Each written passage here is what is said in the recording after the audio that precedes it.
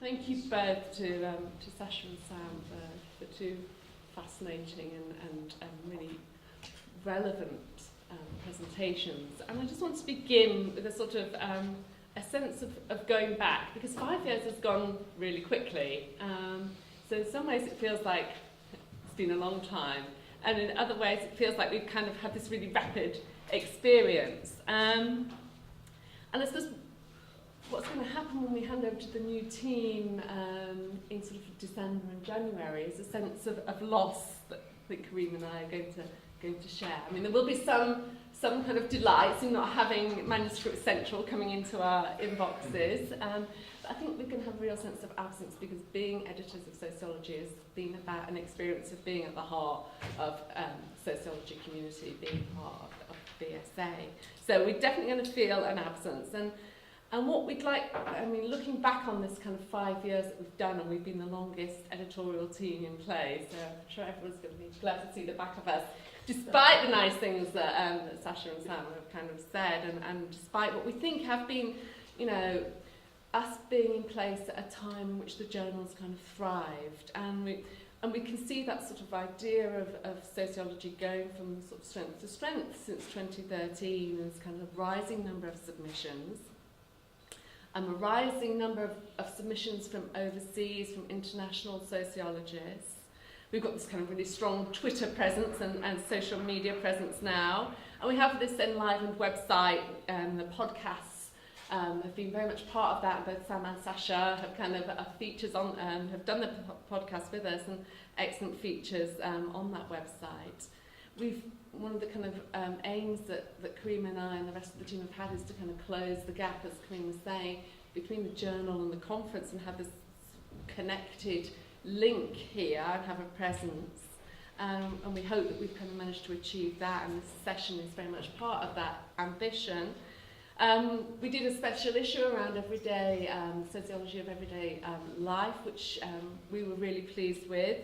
And we kind of pursued strategies such as enlarging the editorial board, enlarging the advisory board, and we renewed and reintegrated the international advisory board as well. So, and alongside that, some of the stuff that Sam mentioned, we've really tried to push on about author benefits, making sociology, and I'll come back to Sasha's points about feeling that you should submit to sociology, but just making the author benefits of submitting your paper to sociology more apparent. So this rapid process of high quality review and decision making, and online first appearance if your article in the paper is accepted. We really try to kind of make that a beneficial experience for authors submitting to us.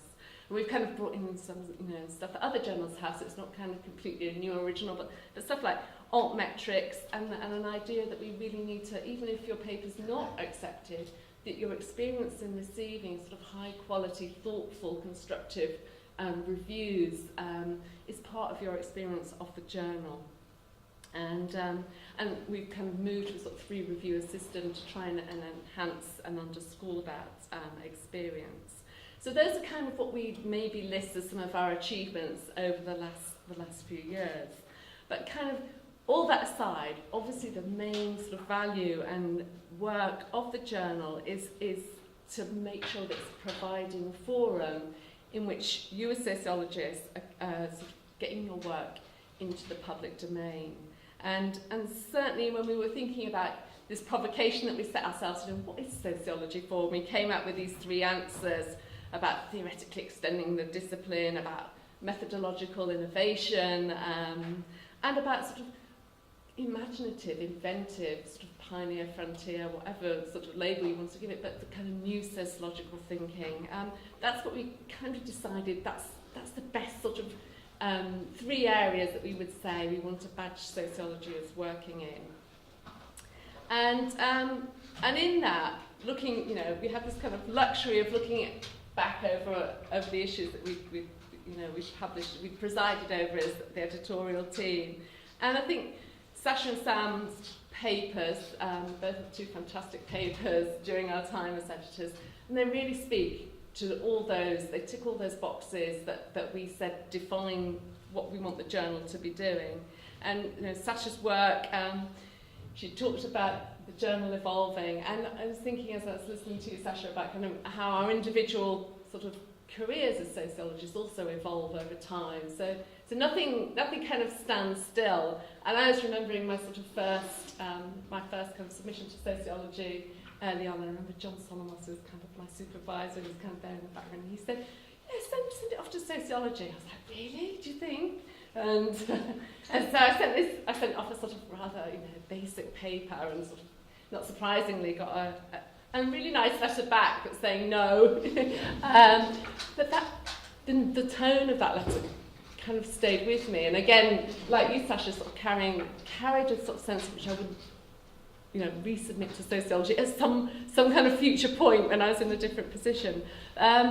So I think the idea of how our careers evolve in relation to journals evolving is something that we'd really like to kind of say. It's been something that we've been committed to, and to kind of hear Sasha say, there's been an openness about sociology since 2013 is really important to us. And part of that openness, I think, was about also wanting to kind of get different methodologies, into the journal.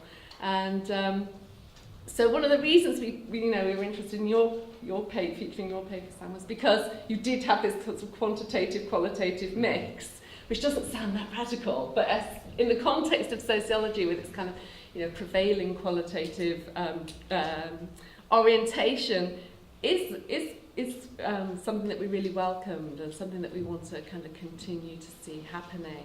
So I think the qualitative mix that we got with Sam's paper was something that made that really important to us. And similarly, I think some of what Sasha was doing with relationality and pushing the concept of relationality and pushing the discipline of sociology is really what we sort of welcomed in that paper too. And in your earlier paper, Sasha, I think, with the interviews and kind of the arrangements around intimate lives, what was really important to us, with our sort of ambition to internationalise sociology with the cross-national context of that paper, that was really important to us. I think what came across from listening to both of you is this idea about whose work fits, who's excluded, who can come in from the margins, but also about sort of the heft of sociology, and you both carried the kind of weight of the discipline. I was really kind of struck by that as I was listening to you both. And Sam, you're kind of going back to kind of Goldthorpe and the kind of the big figures and wanting to have dialogue with them in the ways that we, that can be made possible. I think is really important. And I think our emphasis is on openness and inclusivity, but also kind of a recognition of what sociology is. And it does have this kind of weight about it, this seriousness, but it has the breadth that Sasha was talking about, and that kind of openness as a discipline to kind of listening to the margins and being open to being impacted and changed through the work that goes on in the margins.